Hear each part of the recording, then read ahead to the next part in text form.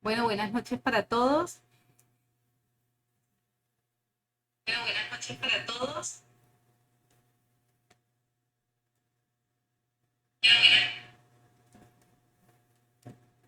Bueno, buenas noches para todos. Agradecerles por las personas que ya se están conectando a este conversatorio sobre licencias urbanísticas. El día de hoy tenemos dos grandes profesionales en la materia. Eh, Laboran actualmente en la Curaduría Segunda del municipio de Neiva Huila. Eh, Quiero presentárselos el día de hoy. Tenemos al arquitecto Jorge Agustín Rojas, arquitecto especialista en Derecho Urbano de la Universidad de Rosario. Eh, quiero,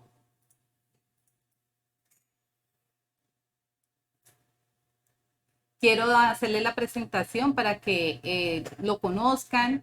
Eh, digamos, trabaja toda en la parte técnica de la arquitectura y del urbanismo en la Curaduría Segunda. Arquitecto, buenas noches.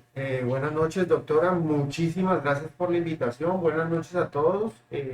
Muy emocionado por este conversatorio. Esperamos que podamos aclarar muchas dudas, muchos conceptos, muchos temas que son importantes para la ciudad, para las personas que están pretendiendo acercarse a la curaduría a solicitar alguna licencia de algún tipo.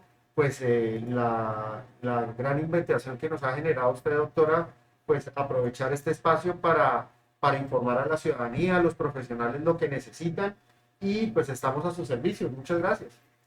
Muchas gracias a usted, arquitecto, por el día de hoy acompañarnos.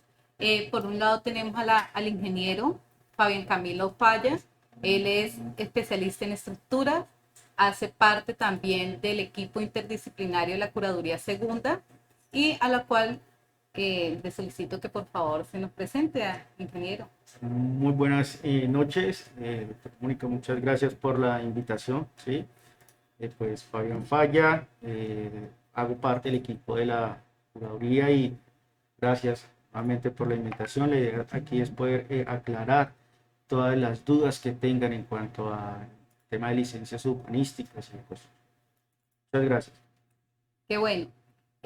Bueno, estamos próximos ya a dar inicio a nuestro conversatorio sobre licencias urbanísticas en el marco de la actualización que se hiciera con el decreto 1783 del 2021. El día de hoy pues estamos tres ramas que se constituyen o se hace la revisión técnica y jurídica en el marco del derecho urbano y las normas sismoresistentes en el trámite de la solicitud expedición de la licencia urbanística. Por tal motivo, el día de hoy nos centraremos sobre la licencia urbanística de construcción.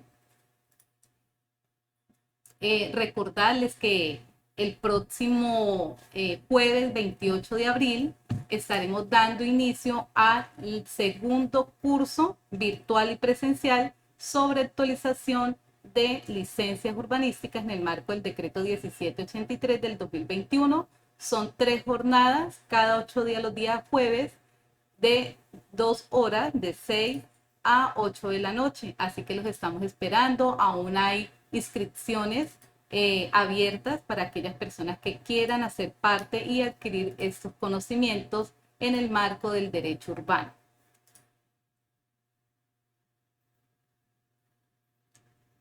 Eh,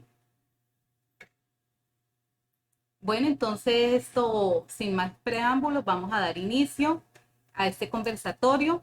Vamos a partir de sobre la licencia urbanística de construcción, pero antes de entrar en materia y hablar sobre esta licencia, vamos a hablar un poco del procedimiento administrativo, de su inicio, de ese procedimiento administrativo que se hace al interior de la Curaduría Urbana o de las Secretarías de Planeación en aquellos municipios donde no existe esta figura.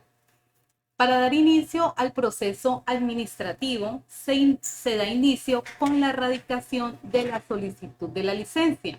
Pero esa radicación, digamos, para que se inicie ese término de los 45 días hábiles y el curador dentro de ese término puede estudiarla, pueda emitir en su efecto un acta de observaciones si hay lugar y por ende expedir la licencia urbanística, so pena de que pasados esos 45 días, si no se pronuncia, proceda el silencio administrativo positivo.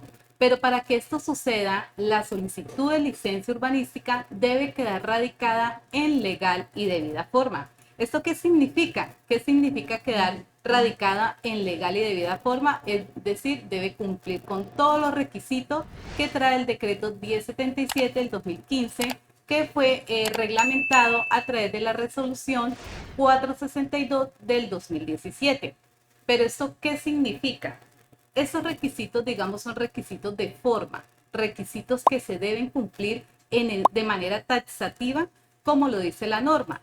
Y ahí es donde debemos entender que desde la ley 388 de 1997 se establece en su artículo 182, numeral 7, que las licencias urbanísticas deberán resolverse con los requisitos fijados en las normas nacionales que reglamenten su trámite y los municipios y distritos no podrán establecer ni exigir requisitos adicionales.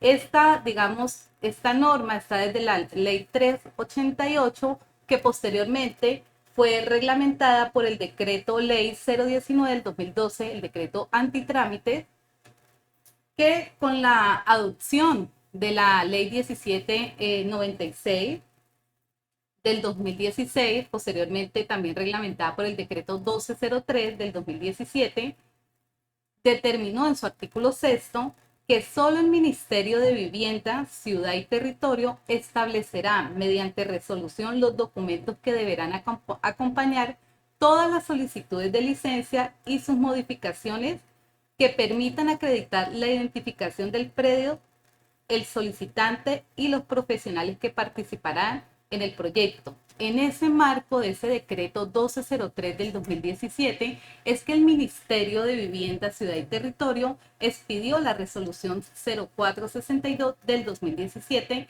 y hizo una compilación de todos los requisitos de las licencias urbanísticas ahí en esa resolución. Es decir, que ustedes en principio, cuando van a solicitar, llámese una licencia urbanística de urbanización, parcelación, subdivisión, construcción e intervención y ocupación de espacio público, debe reunir solamente los requisitos que están en esa resolución. ¿Qué es lo que, digamos, trae el decreto 1783 del 2021, que es la última modificación en materia de licencias urbanísticas? Y es que nos dice el decreto, y nuevamente resalta y confirma, que las licencias urbanísticas deberán radicarse y resolverse exclusivamente con los requisitos fijados por la mencionada resolución. Es decir, que en estos momentos sí, ustedes radican una solicitud de licencia y de entrada, sin que se le otorgue el acta de radicar en legal y de debida forma o no radicar en legal y de debida forma y le exigen requisitos que no estén dentro de la resolución 0462, es totalmente ilegal y va en contra de las normas de superior jerarquía, como es la ley 388, el decreto 1077 y el 1783 del 2021. En ese orden de ideas, pues ya teniendo acá estas dos personas que nos acompañan de una curaduría urbana, que es la Curaduría Urbana Segunda de acá de la ciudad de Neiva, queremos preguntarle al arquitecto Jorge, en la eventualidad de que las personas radican la solicitud de licencia urbanística, digamos, hablemos una licencia urbanística de subdivisión, y dentro digamos, revisar de manera formal esos requisitos, se les pide al solicitante que aporte copia de la escritura pública o que aporte un certificado de uso del suelo.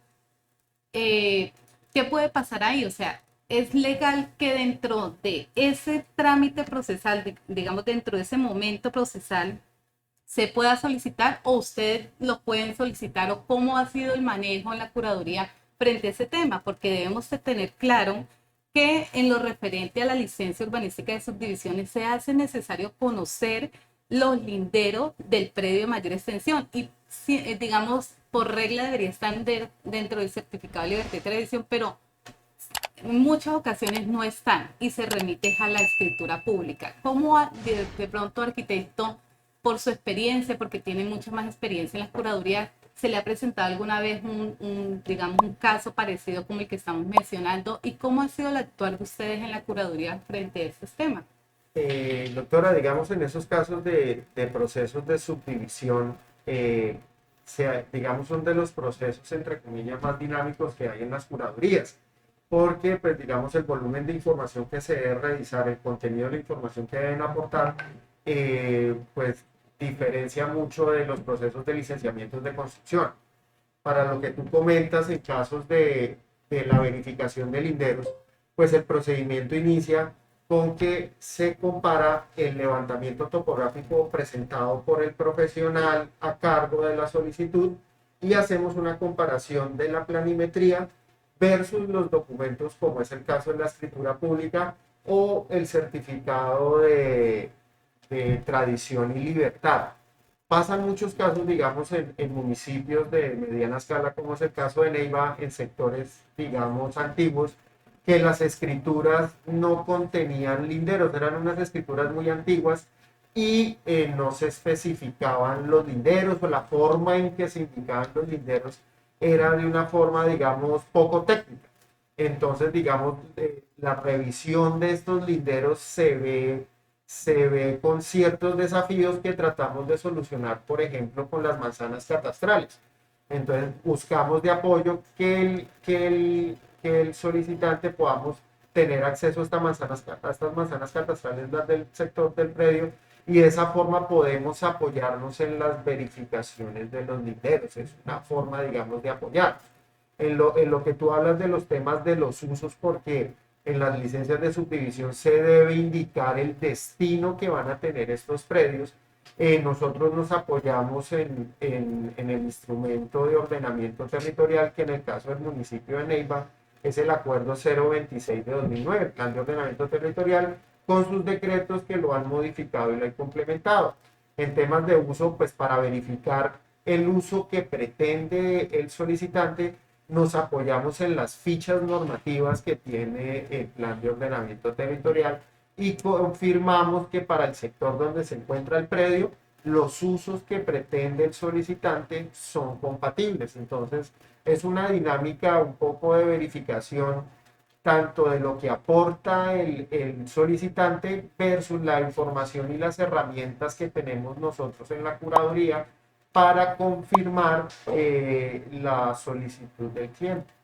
Exacto. Igual hay que determinar que dentro del proceso administrativo de expedición, de estudio y expedición de la licencia urbanística, existe un momento procesal en que el curador urbano puede hacer uso de las otras entidades, como la alcaldía, el ICAD, la oficina de instrumentos públicos, digamos las notarías, para lograr también esta información. Y va a ser, digamos, muy legal que en el acta de observaciones se le pueda también solicitar este tipo de información. De pronto hay que diferenciar que una cosa es el acta de radicado en legal y debida forma y lo otro es el acta de observaciones. Son dos momentos procesales muy diferentes, que la radicación en legal y debida forma solamente tiene un fin y es que se dé inicio a los 45 días hábiles para que el curador expida la licencia. Por eso es tan fundamental que ustedes, al momento en que radican, soliciten ese documento. ¿Por qué? Porque si ustedes no tienen esa radicación en legal y debida forma,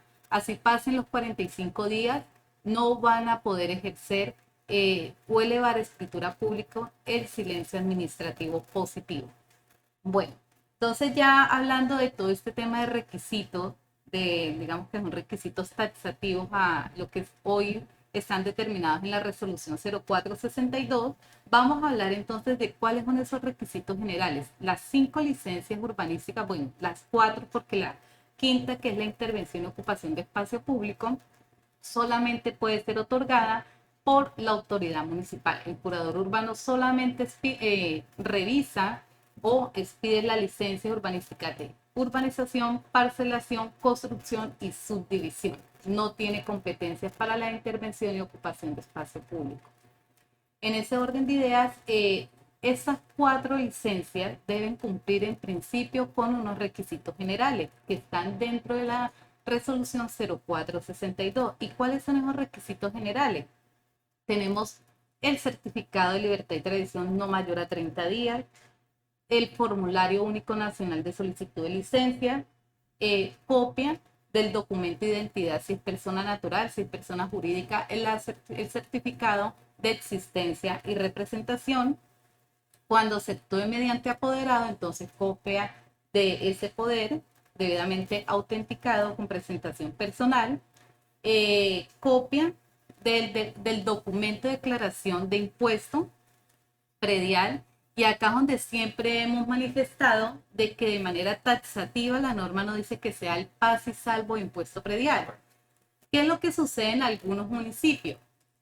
Que si bien es cierto, la norma no dice que sea paz y salvo, por lo menos en Palermo o en algunos otros municipios, el estatuto tributario impone la obligación dentro del tributo, que es el impuesto predial, que cuando se solicite la licencia debe aportarse el paz y salvo. No obstante, como lo hemos verificado, no puede ser un requisito de licencia, de solicitud de licencia. Por ende, ustedes pueden o aportar el paz y salvo o la factura de impuesto predial, o inclusive se abre la posibilidad hasta que sea el certificado de nomenclatura. ¿Por qué? Porque lo que busca con ese requisito es verificar cuál es la dirección o identificar ese inmueble. Doctora, quería complementar esa parte del certificado del impuesto predial, claramente lo que usted aporta. Nosotros en la curaduría por experiencia también lo usamos, nos sirve de apoyo, por ejemplo, en los trámites de un cliente solicita demolición total y obra nueva. Entonces, como uno de los deberes de verificación de este tipo de trámites es verificar las áreas que van a ser objeto de licenciamiento. En una licencia de demolición total hay un área total a demoler, pero pues como nosotros como curaduría no vamos a hacer visitas técnicas a campo para verificar metrajes o algo, nos apoyamos en el impuesto predial, porque el impuesto predial declara unas áreas de construcción y esas se toman como apoyo para medir las demoliciones que están oficialmente declaradas dentro de este documento. Muchas gracias, Arquín. Digamos, ese requisito que es la relación de la dirección de los predios colindantes, ustedes dirán, pero si eso está dentro del formulario único nacional de solicitud de licencia, ¿cuál es el espíritu, digamos, de la resolución al implementar este requisito? Y es que usted pueda individualizar con nombre, dirección, teléfono, hoy en día ya con correo electrónico, a sus vecinos colindantes para poder que se dé cumplimiento con la notificación que se realice por parte de la curaduría o la Secretaría de Planeación donde se lleve a cabo este trámite. Por eso es fundamental, este requisito no se cumple para aquellos predios que se ubican en corredores suburbanos o en zonas suburbanas, y aparte de ello tampoco aplica para la licencia urbanística de subdivisión. En subdivisión no se citan a los vecinos, solamente en las otras 3 licencias urbanísticas. Doctora, digamos en el tema de vecinos, y pues la idea es aportar las experiencias que tenemos Sí. acá en la oficina, en la curaduría. Esa es una parte que a veces el ciudadano convencional tiene un poco de problemas, digamos, cuando el predio objeto de la licencia queda en una manzana, digamos así, rectangular, que tú tienes el vecino del lado derecho, el vecino del lado izquierdo, el vecino del lado atrás, es muy fácil ubicar las direcciones para llenar este formato único en la parte de vecinos colindantes. El reto para el titular o el solicitante de la licencia viene cuando el predio donde van a solicitar la licencia está rodeado de lotes irregulares y pues no tienen la forma de ubicar este tipo de direcciones. Entonces, en esos casos se pueden apoyar a la curaduría, con mucho gusto pueden ir a la curaduría segunda, en este caso bienvenidos, y nosotros con mucho gusto en los sistemas de referenciación que tenemos los apoyamos y les podemos dar las opciones de las direcciones que nos aparecen en el sistema. Nosotros nos dan el código catastral, nosotros lo metemos en un sistema que tenemos nosotros y ubicamos el lote que va a ser vinculado a las solicitudes. Ahí vemos los vecinos y con mucho gusto también los apoyamos. Y dicen, mire, sus vecinos son estos, estos y estos, porque hay veces se vuelve un poquito engorroso de que no, me faltan dos vecinos y dicen, pero ¿cuál vecino si yo estoy viendo el de la izquierda y resulta que por detrás había un lote que colindaba y no tenían idea? Entonces, con mucho gusto se pueden acercar a la curaduría antes del licenciamiento si tienen alguna duda de cómo diligenciar el formato. Por favor, revisemos qué documentos. Con mucho gusto allá los atendemos en cabeza del señor curador y el equipo técnico. Con mucho gusto estamos y los podemos direccionar para que el trámite no sea engorroso, que sea más fácil, que la recopilación de información no se les haga tan complicada. Gracias, Enrique. Igual es dentro del, digamos, como séptimo requisito general que nos establece la resolución 0462 en materia de licencia urbanística y construcción, nos habla de copia de la matrícula profesional de los profesionales que intervienen en el trámite de licencia urbanística y copia de las certificaciones que acrediten su experiencia para los trámites que así requieran. Digamos, en este punto siempre... ¿cómo ustedes verifican ese tipo de información? Es decir, cuánto, por lo menos para la licencia de construcción, el profesional idóneo, qué experiencia debe cumplir, cuántos años de experiencia, qué calidad debe tener Sí. estos profesionales que participen en la licencia urbanística de construcción? Digamos ahí, doctor, y me complementa acá el ingeniero, hay uno, no solo está el decreto 1077 en cuanto a los temas de verificación de hechos normales, hay otras leyes que complementan y aportan, y me parece la ley 400, la ley del constructor, donde aparecen los requisitos también de idoneidad y de experiencia. Más que todo, lo que nosotros hacemos es verificar las hojas de vida con los soportes de experiencia y lo que verificamos en la sumatoria del tiempo, que debe ser de 3 años Para el constructor para el responsable. constructor responsable y para el ingeniero deben ser 5, es para el segundo revisor. Para el diseñador estructural Para- son 5 años de experiencia en el oficio como diseñador o que acredite algún posgrado en estructuras. Eso es para el revisor, el diseñador estructural. Para el diseñador de elementos no estructurales, digamos, la ley 400 permite que sea un ingeniero civil o un arquitecto, experiencia de 3 años, el oficio o algún posgrado. En el caso de que sean estructuras metálicas, puede realizarlo un ingeniero civil, perdón, un ingeniero mecánico en esa parte. Y para el tema de constructor son 3 años 3 años. en el oficio de construcción. Bueno, es decir que podemos concluir, ingeniero, ¿cuántos profesionales pueden llegar a participar dentro de la solicitud de licencia urbanística y construcción? Digamos, tendríamos el estructural, el En- arquitecto. En la parte técnica estaría el arquitecto, ¿sí? En la parte estructural, es un proyecto grande, ¿sí? Digamos, Está, ¿cuándo se requiere, qué pena, la parte, digamos, que sea un ingeniero estructural? O sea, que tenga esa calidad, dependiendo de la cantidad de metros cuadrados o desde, así sea una casa de un piso de 70 metros, ya requiere que sea un profesional con esa calidad. correcto. La ley 400 pide como experiencia 5 años o posgrado, independientemente sea una edificación de un piso o sea una estructura mucho más grande, ¿sí? Y en la parte de los profesionales que pueden intervenir, entonces en el formario estaría el constructor responsable, está el geotecnista, está pues el arquitecto, diseñador estructural, diseñador de elementos no estructurales y el revisor, ¿sí? Que ya es condicional para ciertos proyectos. Entonces, estarían prácticamente ahí unos 6 profesionales. ¿Y cuándo se requeriría ese revisor independiente? Es decir, dentro de la solicitud de licencia urbanística de construcción. Dentro de la licencia se requiere revisor independiente cuando el área a construir me supere los 2.000 metros cuadrados construidos, pero también hay unos requisitos para edificaciones que no me superen. Independientemente del área, aquellas edificaciones que sean de grupo de uso 3 y 4 ya requieren segundo revisor, independientemente de su área. Cuando Hablamos de estas son instituciones educativas, clínicas, hospitales. Eso es lo que contempla edificación de uso 3 y 4. Igualmente, se requiere segundo revisor cuando se saca una licencia de construcción y tenga más de 5 unidades habitacionales. Sin importar el metraje. Sin importar el metraje. Yo puedo tener una edificación de 3 niveles y si me superan las 5 unidades habitacionales ya se pide un segundo revisor. Y aparte de esta, aquellas edificaciones que pidan supervisión técnica independiente.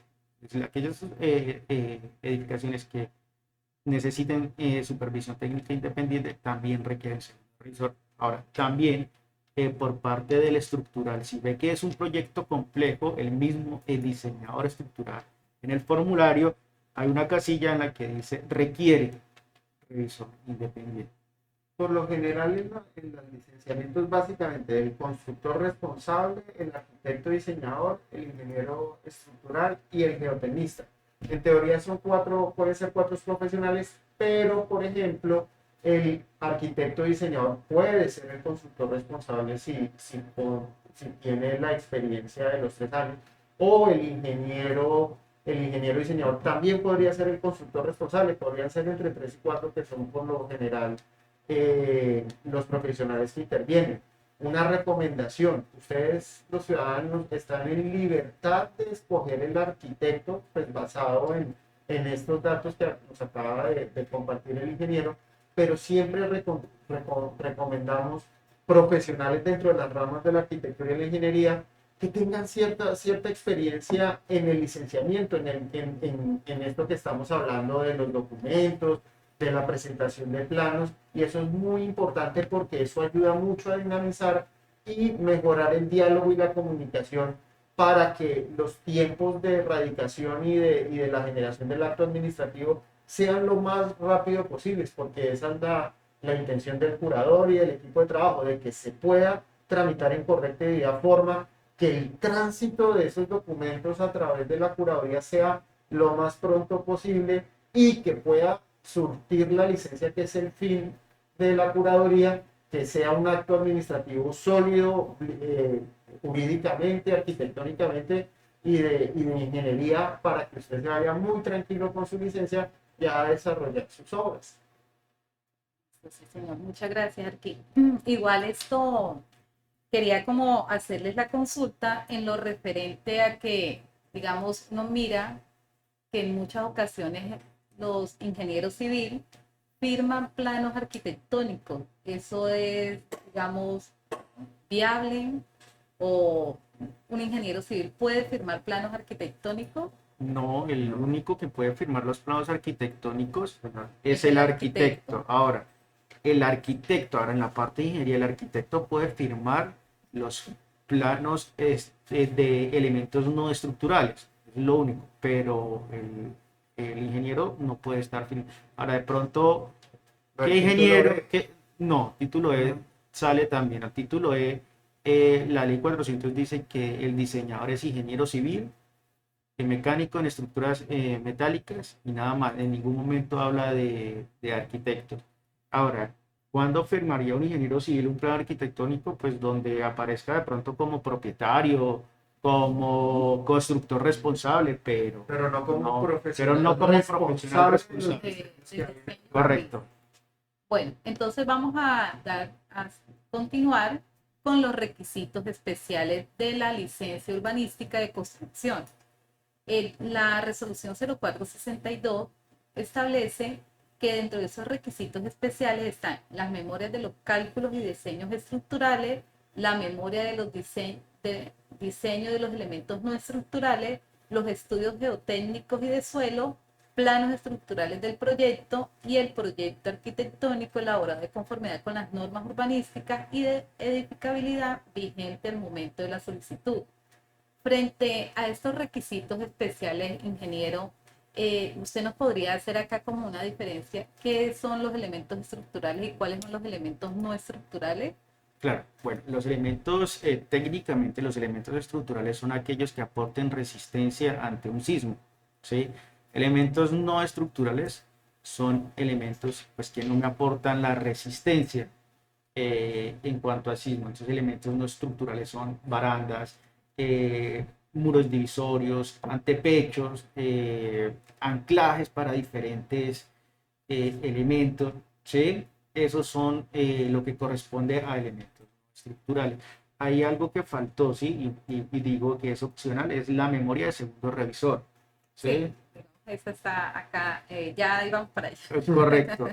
Eso Bueno, es, entonces, la NSR 10 dice que no hay que presentar elementos no estructurales para edificaciones de un piso en zona sísmica baja, pero pues aquí en Neiva, ¿sí? En Neiva es una zona sísmica alta, sí o sí se deben es decir, presentar. podemos estar entonces concluyendo que dependiendo de la zona, si tiene alta vulnerabilidad sísmica, así sea de un solo piso, es exigible la memoria de los diseños estructurales. Y de los elementos no No estructurales. estructurales, correcto. La memoria de los diseños no estructurales, es decir, viene totalmente independiente a la...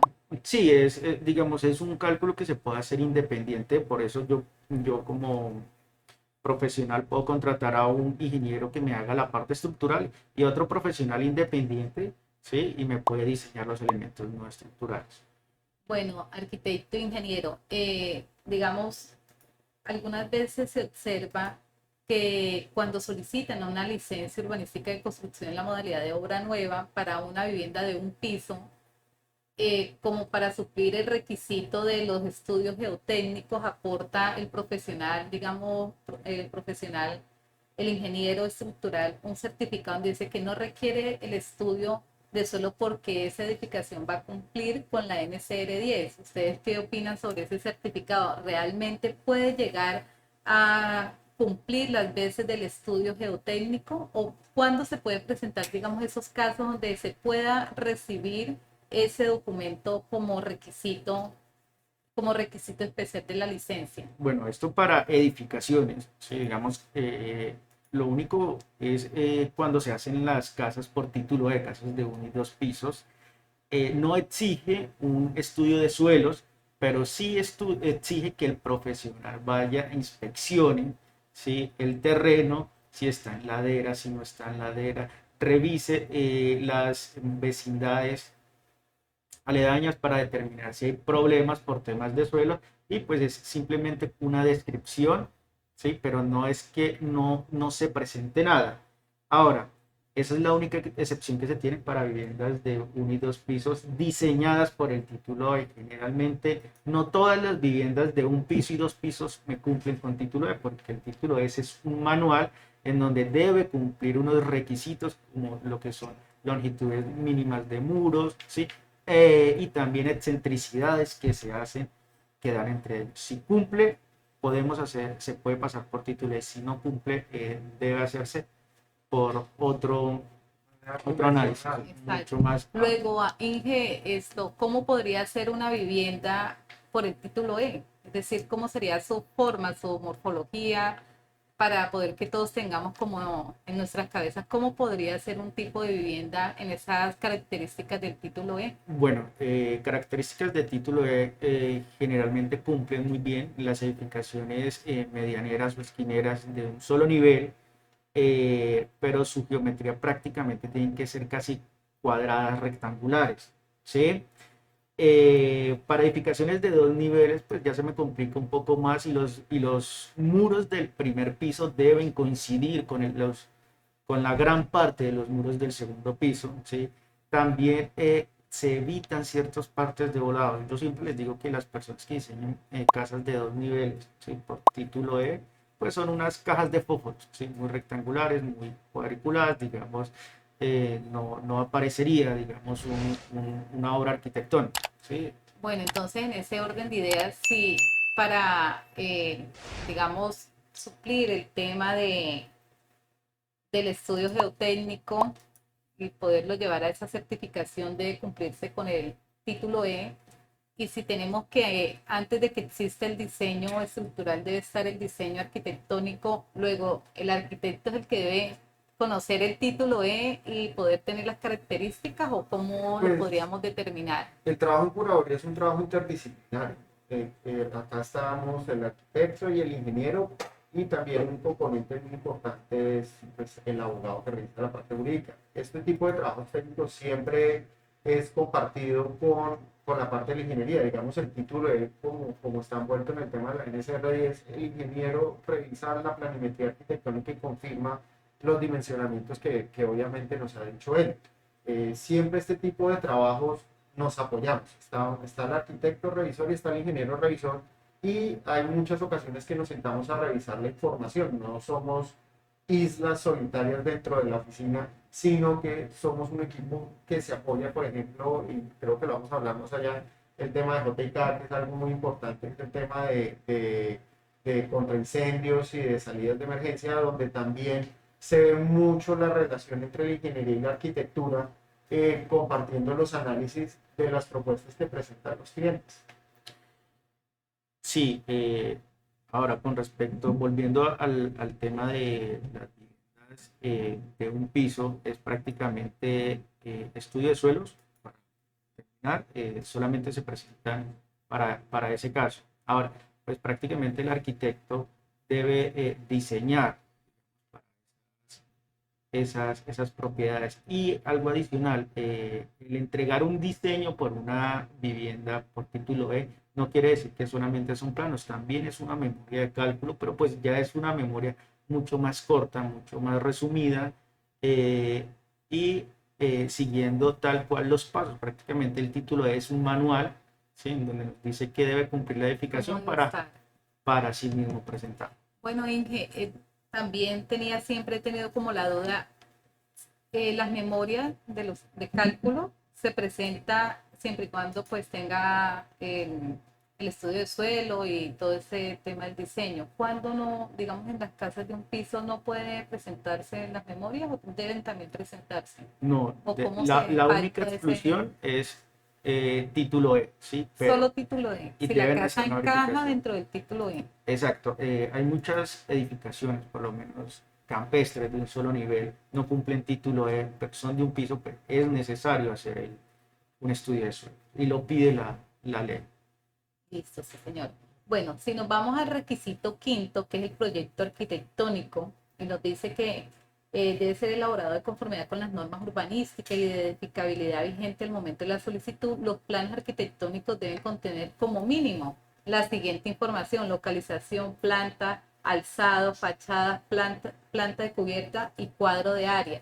Cuando nos dice arquitecto como mínimo, es decir, ¿qué más pueden tener estos planos arquitectónicos?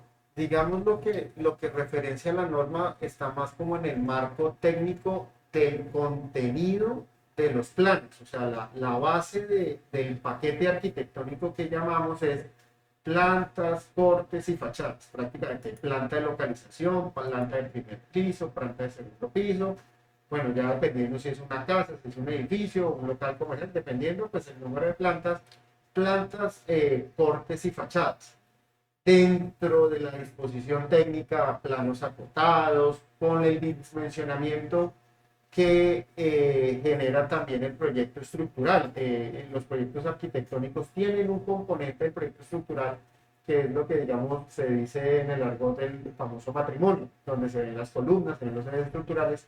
En estos planos, adicional a la información técnica que debe contener los planos, verificamos el cumplimiento de la norma urbanística y arquitectónica, unas normas urbanísticas y arquitectónicas que nos rigen a nivel nacional y otras que nos rigen a nivel local, que están reguladas, como nos venía diciendo, a través del Acuerdo 026 de 2009, que es el POT de la Ciudad de Medellín. Hay unos decretos que lo complementan, por ejemplo, el decreto 927 del 2009, que es el tema de parqueaderos, el decreto 596 del 2010, que es el tema de las áreas de sectores de desarrollo del municipio de Neiva. Pero en fin, lo que nosotros hacemos en la curaduría, en cabeza del señor curador, es la verificación de estas normas plasmadas en esta planimetría, por decir algo entre otras, de las que revisamos: cumplimientos de parqueaderos, índice de ocupación, índice de construcción, aislamientos posteriores, iluminación y ventilación natural de las habitaciones, entre otras muchas normas que tenemos que sentarnos con los planos un buen tiempo y dedicarle para revisar y verificar el correcto cumplimiento de estas normas. Bueno, también como requisitos especiales para este tipo de solicitud de licencia, tenemos que en aquellos eventos en que se requiera la revisión independiente de los diseños estructurales, se debe aportar como requisitos adicionales a los que ya acabamos de nombrar, la memoria de los cálculos y planos estructurales firmadas por el revisor independiente de los diseños estructurales y el memorial firmado por este revisor de los diseños estructurales en el que certifique el alcance de la revisión efectuada. Estos dos requisitos aplican siempre y cuando se requiera esa revisión independiente que, como lo acabo de manifestar el ingeniero, es para aquellas obras que superen los 2.000 metros cuadrados y de manera taxativa unos ciertos casos que trae la ley 400, No, la NSR10. la NCR 10. Bueno, sí, señor. También contamos con otros requisitos especiales dentro de la solicitud de licencia urbanística, y es que cuando se traten de licencias urbanísticas de construcción en la modalidad de ampliación, adecuación, modificación, reforzamiento estructural o demolición de un inmueble que esté sometido al régimen de propiedad horizontal, debe aportar la autorización, ya sea por la asamblea, si tienen dentro de sus funciones esa autorizar, o el consejo de administración, o en su efecto el administrador de esa copropiedad. Ellos deben expedir un certificado donde autoricen esa modalidad de licencia urbanística para que así sea un requisito especial en la solicitud. También para que ya cuando se solicite una licencia urbanística de construcción en la modalidad de obra nueva para el desarrollo de equipamientos en suelo objeto de sesiones anticipadas, como son sesiones anticipadas que nos llevan, o digamos podemos concluir que no son, digamos, no han sido urbanizados y no han cumplido como con este procedimiento, ahí dice la resolución 0462 que se deberá adjuntar la certificación expedida por los prestadores de servicios públicos en la que conste que el predio cuenta con disponibilidad inmediata de servicios públicos. Además, se debe presentar la información que soporte el acceso directo del predio objeto de cesión desde una vía pública vehicular en las condiciones de las normas urbanísticas correspondientes que se enmarquen dentro del plan de ordenamiento territorial. Entonces, estos son requisitos especiales, son requisitos que están de manera taxativa en la norma y que deben ser aportados dentro de la solicitud de licencia urbanística de construcción. En esos casos, doctora, también como son sesiones anticipadas, un documento que es lo importante es la declaración de la entrega de la sesión, porque como decíamos nosotros en la curaduría debemos verificar la información para en curaduría, cómo sabemos que ese predio objeto de esa solicitud es un predio que fue entregado por sesión anticipada. Debe haber una resolución en la cual el municipio recibió esas tierras y fueron declaradas entrada en sesión de unos futuros urbanismos que se van a desarrollar en esos predios. Bueno, digamos de manera conjunta, si bien es cierto, no es una licencia urbanística, tenemos el reconocimiento de la edificación, que digamos se enlaza en ciertos componentes con la licencia urbanística de construcción, más no es una licencia porque ella no tiene vigencia, no tampoco, digamos, su otorgamiento no contempla el silencio administrativo positivo. Si no se otorga dentro del término, va a operar un silencio administrativo negativo. Pero vamos a hablar ella también tiene unos requisitos que de manera taxativa están en la resolución 0462 del 2017 y que cumple con los requisitos generales, que son los que ya hemos hecho mención, y como requisitos especiales tiene primero el levantamiento arquitectónico de la construcción debidamente firmado por un arquitecto que será responsable legal de la veracidad de la información. Segundo, y este es un requisito que digamos, algunas veces no se interpreta bien porque, digamos, solamente en la resolución establece es el aporte de la copia de un peritaje técnico. que sirva para determinar la estabilidad de la construcción y las intervenciones y obras a realizar que lleven a progresivo definitivamente a disminuir la vulnerabilidad sísmica. Cuando dice copia de un peritaje técnico, por lo general lo que hace o lo que uno evidencia cuando está revisando la solicitud de reconocimiento de edificación es que a través de un formato que se encuentra en internet, el ingeniero civil de manera, digamos, dice cumple, cumple, cumple y al final lo firma. Pero ¿qué sucede? ¿Cómo llegar a verificar si efectivamente la información que está ahí esa edificación cumple con la NSR 10 o no cumple con la NSR 10? Entonces, el día pasado le preguntaba acá al ingeniero cómo verificar que ese peritaje técnico, digamos, tiene veracidad. ¿Cómo hacerlo si la norma no exige más requisitos? Solamente dice peritaje técnico. ¿Cómo No. lo podemos verificar, No, ingeniero? el decreto 1077 habla de peritaje técnico, ¿sí? Que esté de acuerdo con la ley 400 y el capítulo A10 de la NSR 10. Entonces, pues la NSR 10 la avala la ley 400 y el capítulo A10 de la NSR 10 habla sobre vulnerabilidad sísmica. Entonces, en el A10 hay unos pasos en los que se deben hacer unas pruebas de laboratorios, una recolección de información, ¿sí?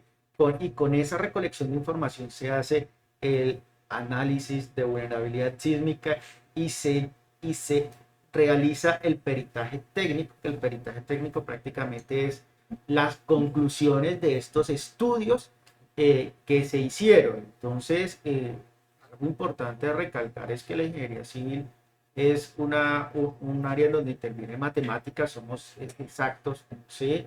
Y tenemos que comprobarla con estudios, con ensayos, y no con inspección visual, decir cumple. Con una inspección visual no sé si me cumple con la resistencia, o si tiene el acero que es, o si la edificación o los elementos que conforman la estructura me resiste el sismo, para evaluar esta edificación si es segura o no es segura.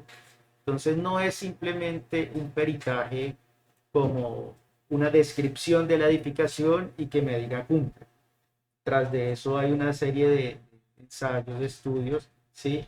Y de análisis que se le hace a la edificación. Bueno, frente a esta solicitud de reconocimiento ARKI, como nos pide un levantamiento arquitectónico, digamos ese levantamiento arquitectónico, si la vivienda como no, antes de su construcción no fue aprobado un acto administrativo, una guía donde le manifestara que estaba cumpliendo con las normas urbanísticas y arquitectónicas, no, eso no quiere decir que un reconocimiento no puede crear ilegalidad.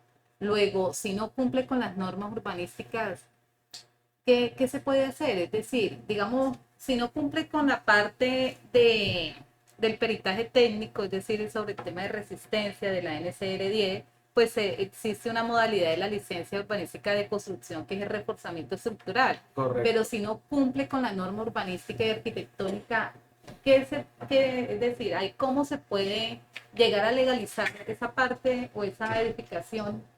Doctora, realmente es un tema que aqueja mucho, y más que todo, digamos, en las ciudades latinoamericanas, es el tema de las construcciones ilegales. Es un término que suena muy fuerte, muy feo, pero desafortunadamente no hay una cultura del licenciamiento de lo que estamos, y es el objeto de este conversatorio, que es la solicitud de licencias.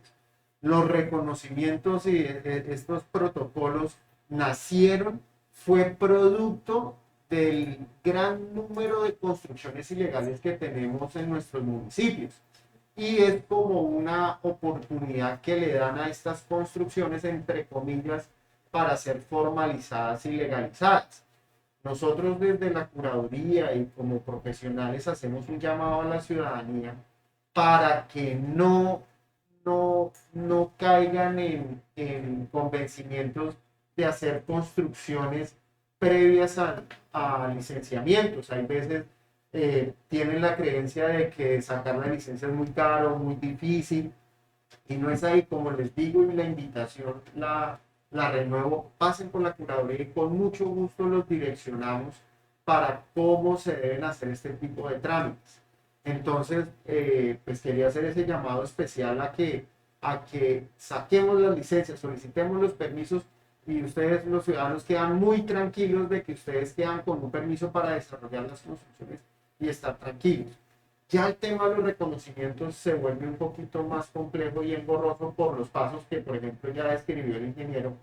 Y en el punto de vista arquitectónico, se debe cumplir con norma urbanística. En el caso de la ciudad de Neiva hay unas circulares que se generaron para, digamos, complementar lo que ya estableció en el 1077. Se arregló un poco el tema de los reconocimientos y es ahí donde nos están diciendo, ojo, no es solo presentar una casa o un edificio o algo y decir ya lo construí, apruébemelo como está.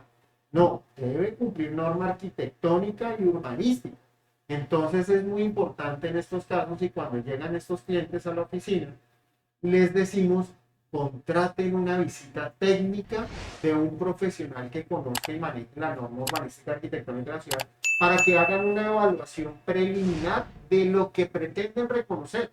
Eso es muy importante, que el profesional vaya y haga la evaluación y les diga, según esta visita, estamos hablando de lo arquitectónico y lo urbanístico, ya lo técnico nos lo dijo el ingeniero. Desde la parte urbanística y arquitectónica nos dice, bueno, él hace la visita, mire señor, señora, la norma dice que el aislamiento en patio posterior debe ser de 3 metros, señor, usted tiene 4 metros, tranquila, está sobrado. Pasa el chicharrón que es al revés, mire señora, usted tiene 2 metros de aislamiento y la norma dice que 3. Si nosotros hacemos el levantamiento tal y cual lo presentamos, pues obviamente va a haber una observación por parte de la curaduría donde está diciendo que no está cumpliendo este requisito urbanístico. Entonces, con esta visita previa, lo que hay que evaluar es que efectivamente si hay un cumplimiento, sí o no, este tipo de normas. Y aprovechando la solicitud del trámite de reconocimiento, se puede adicionar una modalidad que sería modificación del proyecto y ajuste de normas. Se puede hacer. Si el reconocimiento, esta edificación no cumple este tipo de normas, dentro del mismo trámite estamos diciendo, bueno, vamos a hacer el reconocimiento, esto está así, el peritaje nos dijo esto, pero como no estamos cumpliendo normas, vamos a hacer una modificación del proyecto para que sí cumpla las normas. Puede haber el caso de que requiere un reforzamiento estructural, como lo dijo el ingeniero, el cumplimiento de las normas y el peritaje arrojó que no cumple la NSR 10 y requiere un reforzamiento ahí mismo se solicitaría, mejor dicho, saldría un acto administrativo, reconoce, refuerza, modifica y ya con eso ya el señor ajusta el proyecto y ya en las obras de adecuación y lo que le autoriza el acto administrativo modificaría y adecuaría el proyecto para cumplir norma y quedar tranquilo. Tendría una vivienda legal. Una vivienda legal. Eso es lo Que, que buscamos, digamos, eso es legal. aparte de que cumpla con las normas, pues que ustedes puedan, dentro de su folio de matrícula inmobiliaria, le aparezca aparte de esa área del lote, el área construida que se hace a través del acto administrativo de reconocimiento o de la licencia urbanística de construcción. No obstante, arqui y ingeniero, no hay que olvidar que es una obligación del curador urbano o el secretario de planeación municipal que una vez le llegan una solicitud de reconocimiento, ellos deben compulsar o oficiar a la inspección de policía o quien cumpla la función de control urbano para que vayan a verificar e inicien los procesos correspondientes, porque el hecho de que se dé un reconocimiento no lo exime de responsabilidad por una presunta infracción urbanística. Entonces, ni tampoco va a ser objeto de legalización sin tener, digamos, que cumplir con ese proceso policivo. Entonces, digamos, ese es el procedimiento, esas son las consecuencias también. No es que con el reconocimiento ustedes van a poder olvidar de que construyeron ilegalmente y debe hacerse como uno de los deberes que tiene el curador o el secretario de planeación municipal. Digamos, otro de los requisitos especiales de reconocimiento de edificación es la declaración de la antigüedad de la construcción. Es decir, que digamos una declaración bajo la gravedad de juramento, donde ustedes manifiesten que ya esa construcción tiene más de 5 años y con base en ese oficio, digamos en esa declaración, es que se procede también a llevar a cabo el reconocimiento de la edificación. Bueno, esto, arquitecto, ingeniero, digamos, dentro del ordenamiento jurídico colombiano, al día de hoy prácticamente vamos a hablar un poquito de los certificados de ocupación. Digamos, estos certificados dentro de la licencia urbanística de construcción prácticamente es lo último o es la última etapa que tiene este tema de licenciamiento posterior a las construcciones que ya se han realizado. Dentro del ordenamiento jurídico hoy se pueden establecer que existen tres tipos de permiso. Está el certificado de ocupación, la certificación técnica de ocupación y la autorización de ocupación de inmueble. ¿Cómo podemos determinar o encajar dentro del ordenamiento jurídico esas tres denominaciones? El certificado de ocupación está enmarcado en el decreto 1077 del 2015 y aplica para aquellas licencias urbanísticas de construcción aprobadas antes del 13 de julio del 2016. Es decir, existe una ley que es la 1796 del 2016, que aquellas licencias que fueron aprobadas antes del 13, independientemente de si tiene menos de 2.000, más de 2.000 metros cuadrados, debe darse un certificado de ocupación y debe ser expedido por la autoridad competente, que es el inspector de control urbano o la función quien ejerce esa función. Después del 13 de julio del 2016, nace un nuevo certificado que se llama la certificación técnica de ocupación. Y esta aplica es para aquellas edificaciones que tengan más de 2.000 metros cuadrados construibles. ¿Cuál es el objetivo de esta certificación? Ya no la da la autoridad municipal o en cabeza de control urbano, sino que va a ser un profesional independiente que bajo la gravedad de juramento va, digamos, va a ser anexo a ese acto jurídico de desenglobe o constitución de propiedad horizontal, donde se busca sacar esas matrículas inmobiliarias de esas unidades privadas y donde él bajo la gravedad de juramento va a manifestar que esa construcción efectivamente cumplió con la licencia urbanística de construcción y aparte de ello con la NCR 10. Entonces, digamos, esta es la certificación técnica de ocupación. Pero, ¿qué sucede? Quedaba como aún pendiente por definir, y aquellas edificaciones de menos de 2.000 metros cuadrados, ¿quién les da un certificado? Sí, ya prácticamente el certificado de ocupación estaba aplicando, era antes del 13 de julio. Entonces, el decreto 1203 del 2017 establece para aquellas edificaciones menos de 2.000 es la autorización de ocupación de inmueble, que nuevamente recae en cabeza de la autoridad municipal que ejerce el control urbano. Entonces, por eso hoy podemos decir o se puede concluir que existen tres certificados de ocupación al tenor de la aplicación de las normas, de construcción de la NCR 10 de la 1796. Frente a estos arquitectos, ¿usted alguna vez ha tenido, digamos, si bien es cierto, lo que es el certificado de ocupación y la autorización de ocupación de inmuebles no son obligatorios? Antes del 1469 del 2010, el decreto 1469 del 2010 sí era obligatorio, digamos, antes de ocupar un inmueble era obligatorio este certificado, su pena de no que las empresas de servicio público pusieran a disposición, digamos, estos servicios. Hoy ya eso no es requisito. Digamos, el que es requisito es la certificación técnica de ocupación. ¿Por qué? Porque si usted no la lleva anexa a esa minuta de desenglobe o de propiedad horizontal, pues automáticamente no va a poder desenglobar ni obtener ese folio de matrícula inmobiliaria. Entonces, digamos, Arqui, ¿qué aporte nos puede hacer frente a este tema? O sea, ¿cómo puede verificar después de la aplicación de esta norma, ingeniero, si ha mejorado, digamos, en el tema de la resistencia, como usted hace poco hablaba de las edificaciones? Digamos, toda esta normatividad nace a raíz de los temas que se han dado en Medellín y en Cartagena, ¿no? Correcto. Ese es un tema, digamos, se le llama la resolución 007, la ley anti-space, ¿sí?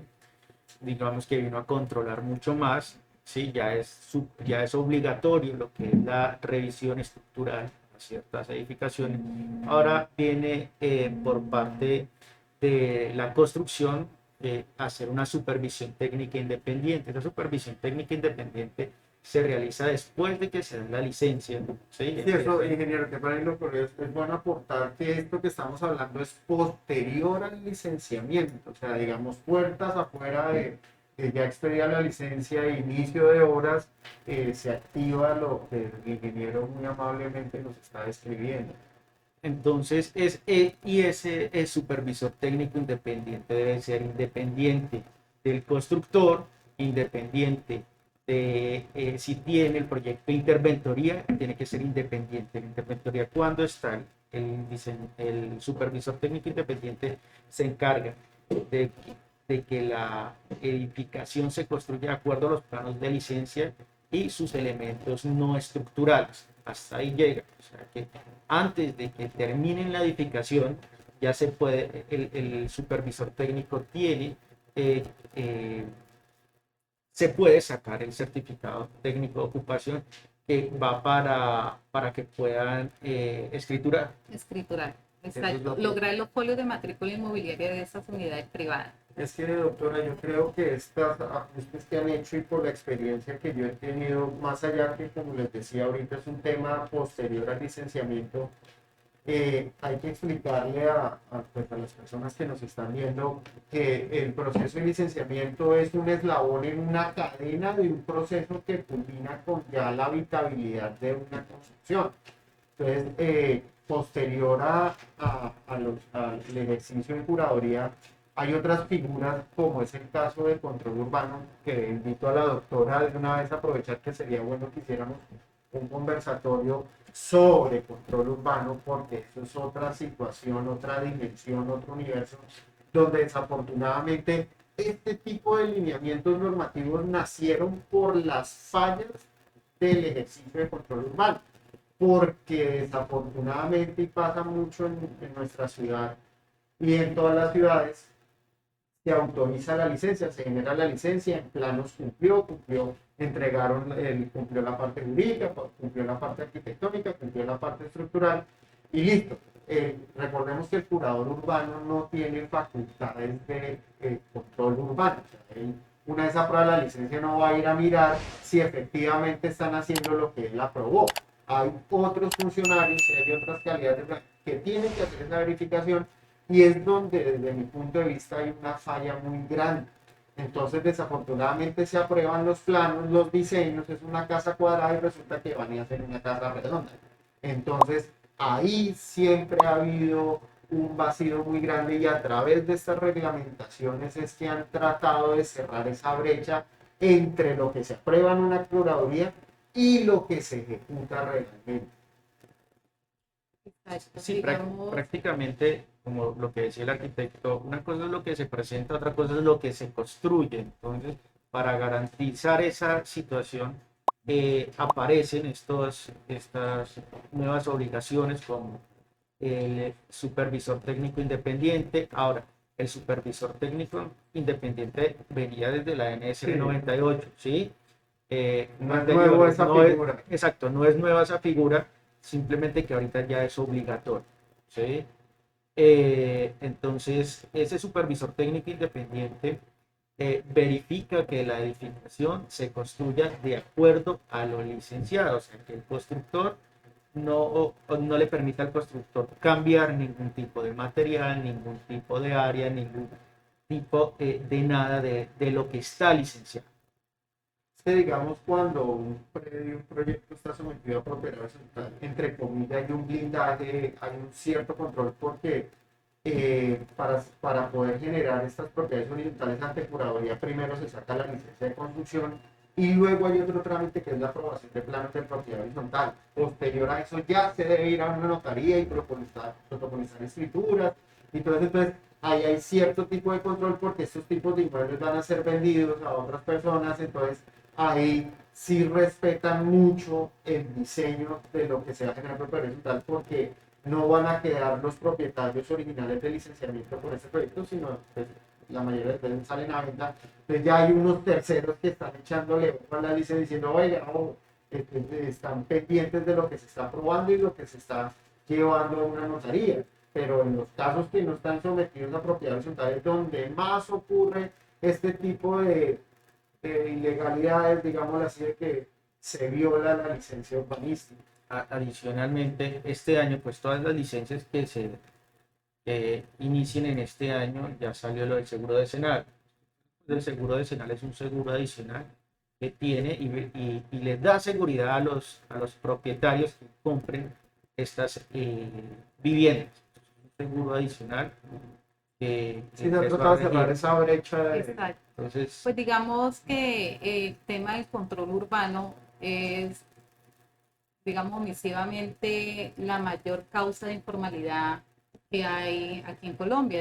¿Por qué? Porque no se hace el seguimiento tanto a aquellas obras que no teniendo la licencia, las, digamos, edifican, las desarrollan y aún teniendo la licencia no cumplen con lo aprobado en la licencia. Entonces esa falta de ese control urbano, creería yo que el día de hoy es la mayor causa de informalidad que existe aquí en Colombia, porque no es solamente, digamos, acá en nuestra ciudad, sino en todas las ciudades de los municipios, porque ellos aparte que tengan que hacer el seguimiento a las obras que tengan o no tengan licencia, también deben verificar que no se lleve a cabo el tema de las invasiones, aquellos ya sea espacios públicos, zonas de protección de los municipios, siempre en cabeza del inspector de policía o de la autoridad que le haya asignado la función de control urbano, es proteger todas aquellas áreas, los predios de los municipios y por ende hacer ese control urbano como su palabra pues lo nombra. Doctora, es que yo, qué pena hablar un poquito, yo sigo siempre muy crítico en esta parte del control urbano, porque en Colombia se han esforzado mucho los legisladores en los temas de ordenamiento territorial, en los temas de licenciamiento. Recordemos que las curadurías urbanas no existían del 97 para atrás, y eran las figuras de planeación, los jefes de planeación, que una oficina de planeación tiene 30.000 funciones adicionales al licenciamiento. En esa época, y para mí muy acertado, decidieron quitar el tema de los licenciamientos. Bueno, en las grandes ciudades todavía los municipios las tienen las oficinas de planeación, pero tenemos que llegar a, como ya se ha hecho en los grandes municipios, a independizarlos a través de la figura del curador urbano, el otorgamiento de la licencia. Pero como les decía antes, esto es un eslabón. El siguiente eslabón es control urbano, y a mi criterio, y he sido siempre muy crítico de esto, debería aparecer una figura como el curador urbano, un particular con funciones públicas, independiente, que tenga estas funciones de ir a hacer estos controles específicos, porque desafortunadamente, entre más pequeño sea el municipio y esto pase por temas de recursos, de ingresos, la idoneidad y el profesional, la idoneidad y la capacidad del profesional para hacer este tipo de seguimientos va reduciendo según la capacidad del municipio. Entonces esto es muy importante, de que también se mejoren y evolucionen las normas de control urbano, y no solo a través del código de policía, sino que reforcemos esta figura de control urbano, que la independicemos de cierta forma y le demos unas facultades especiales para que haya una persona que esté dedicada 100% a este tipo de control, porque eso deteriora mucho el esfuerzo de generar planes de ordenamiento territorial, normas nacionales para el desarrollo. Quedan muy bonitas en el papel, los curadores y sus equipos de trabajo se esfuerzan muchísimo por verificar los planos, pero resulta que después de eso realmente hay veces hay muchas falencias, y no se logra completar esta cadena que tanto hablo yo.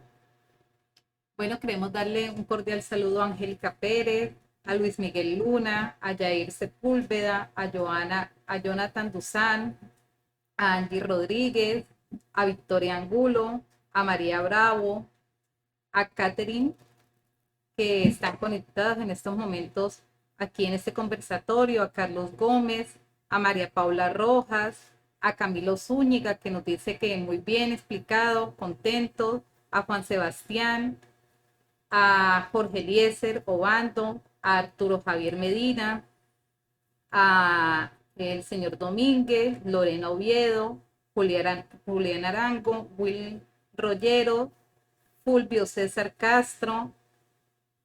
Nos dice Will, excelente conversatorio. Laura Alejandra, Melissa Gutiérrez, Lucila Mora, Mauricio Roa. Juan Sebastián nos tiene una pregunta, Sí, nos dice: bien. si una vivienda de un piso tiene composición circular, pero si su estructura es bastante compacta y que sigue las continuidades lineales y circulares, aún así es necesario generar los estudios geotécnicos. Bueno, si la vivienda cumple con título E, no es necesario el estudio técnico, es digamos, un reconocimiento en campo que se hace. Ahora, hay que tener en cuenta que hay elementos estructurales y no estructurales. Si van con un buen ingeniero, posiblemente lo que no cumpla lo saca de estructura, lo independiza de la estructura y puede hacer que la vivienda cumpla con el título E de NSR10. Queremos invitarles a que pueden ya ir escribiéndonos sus preguntas para, ya estamos próximos a finalizar el conversatorio para así poderles dar respuesta dentro de este mismo escenario. Ya para terminar, vamos a hablar sobre un concepto nuevo que trae arquitecto e ingeniero el decreto 1783 del 2021 y es en lo referente de que ahora aquellos desarrollos de parcelación que se da, llámese suelos suburbanos, corredores suburbanos o la llamada vivienda campestre, que se ubican dentro de ese componente rural de, digamos, tratamiento intermedio, ya no se dicen lotes urbanizados, sino lotes parcelados, arquitecto. Entonces, en ese orden de ideas, su merced hace rato nos hacía algo ya de mención sobre este concepto. Eh, digamos que usted no nos puede hablar sobre un lote urbanizado. ¿Cuándo se podría dar como esa licencia urbanística de construcción? Si el lote no está urbanizado, ¿qué consecuencias trae? Es decir, ¿se puede o no se puede otorgar este tipo de licencia? Bueno, la norma, digamos, hay que diferir la parte urbana de la parte rural, ¿no? La norma dice que para poder otorgar licencias de construcción sobre suelo urbano, el predio debió haber sido previamente urbanizado, o sea, que debió haber tenido en primera instancia una licencia de urbanismo y no solo la licencia, y es lo que estábamos hablando de control urbano y lo que pasa después de una licencia, que es la ejecución de las obras que aprobó la licencia de urbanismo, la ejecución de las vías, la construcción de las vías, de las redes de servicios públicos, la entrega de sesiones, la protocolización de las mismas, la generación de los folios de matrícula de cada uno de estos elementos que se diseñaron a través de la licencia de urbanismo y que la autoridad competente certifique que efectivamente esta licencia de urbanismo fue ejecutada completamente.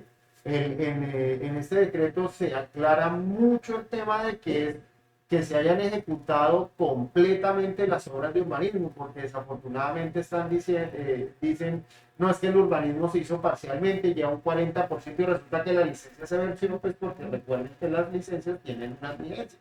Y se vencieron eso y no se ejecutaron las obras. En esos casos, los curadores urbanos no pueden otorgar licencias de construcción sobre estos predios porque en estos casos no se ejecutaron las obras que aprobó la licencia de urbanismo. Previamente, si el lote no ha sido urbanizado, pues menos se puede dar una licencia de construcción. Debería primero tener una licencia de urbanismo o en algunos casos, en algunos municipios, hay decretos que reconocen sectores que hacen las veces de licencias de urbanismo o legalización de asentamientos subnormales que también a través de esas resoluciones hacen las veces de licencias de urbanismo y podrían a través de eso solicitar licencias de construcción. En la parte rural, a la licencia de urbanismo, al urbanismo se le llama parcelación. ¿Por qué? Porque en los predios rurales, con otras condiciones normativas, con otra reglamentación, tanto nacional a través del decreto 3600 y de los planes de ordenamiento territorial, también demandan unas exigencias para poder otorgar estas licencias de parcelación y así poder otorgar licencias de construcción sobre las mismas. Bueno, igual hay que resaltar que para que nazca como tal el espacio público hay un procedimiento. Está una vez aprobada la licencia urbanística de urbanización que se da en el suelo urbano o en su efecto en zonas de expansión previa adopción del plan parcial o la parcelación en los suelos que acabamos de hacer mención. Una vez son aprobadas en estas licencias, se determina la sección tipo A, que es la destinada a ese espacio público, debe cumplir con el procedimiento de incorporación de ese espacio público que se realiza mediante escritura pública donde pasan esas zonas mediante esa escritura a nombre del municipio o distrito. Una vez se culminan con las obras de urbanismo, viene un segundo momento procesal que es la entrega material. al tenor del decreto 1783, hoy en día existe una licencia urbanística de saneamiento que se aplica como modalidad tanto la de urbanización como la de parcelación, que anteriormente imponían la carga que faltando un 20% para haberse culminado, hoy le dice que así usted haya culminado el 100% de esas obras, pero si usted no ha cumplido todavía con ese momento procesal de entrega material, debe o lo obliga que debe solicitar la licencia urbanística de urbanización en la modalidad de saneamiento o de parcelación en la, en la modalidad de saneamiento para que cumpla con ese acto solemne que es la entrega material, que es mediante acta, y hoy el decreto 1783 le da un procedimiento con la administración municipal donde si la administración no le da respuesta dentro de un término, ustedes pueden iniciar las acciones correspondientes ante la Procuraduría, Contraloría, todos los entes de control para el servidor público que no está cumpliendo con ese procedimiento. Es de resaltar que urbanizado es para suelo urbano, zona de expansión, y porque la zona de expansión deja de ser zona de expansión cuando se entregan las sesiones, ahí en ese instante ya adquiere la calidad de urbano el predio, de resto va a seguir zona de expansión, así haya adoptado previamente el instrumento del plan parcial. Parcelado pues cumple, digamos, la misma función, sino que ya no se dice urbanizado como se decía anteriormente, sino que ahora se dice parcelado. La licencia de urbanización y parcelación cumplen la misma función, lo único que cambia es el uso de suelo. ¿Y cuál es la función principal? Determinar cuáles son los espacios públicos y privados. Y aparte, dar la autorización para las obras de urbanismo. Queremos agradecerle al señor Carlos Gómez, que nos dice excelente ejercicio académico y práctico sobre el tema de licencias urbanísticas. Felicitaciones. Muchas gracias, don Carlos.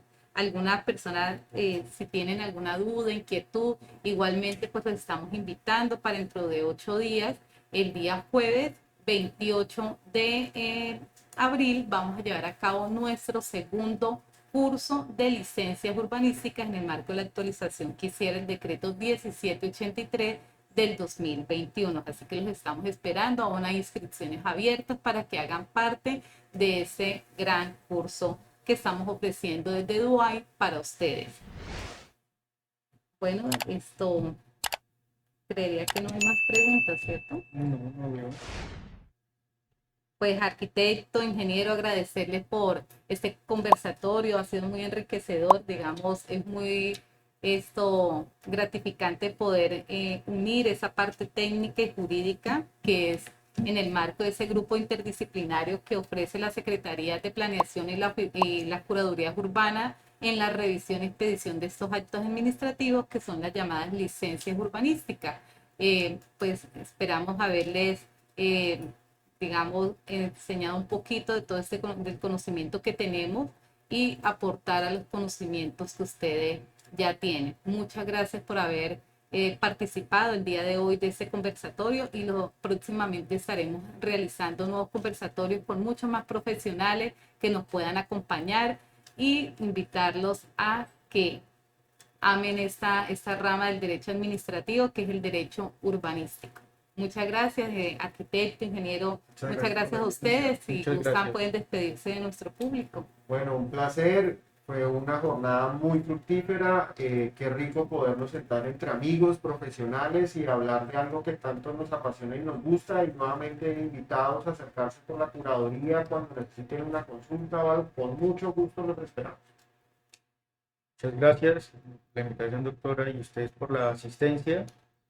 Pues ya como dijo el arquitecto, los esperamos en curaduría. Recuerde que la curaduría segunda también es su casa. Bueno, que estén muy bien. Feliz noche para Hasta luego. todos.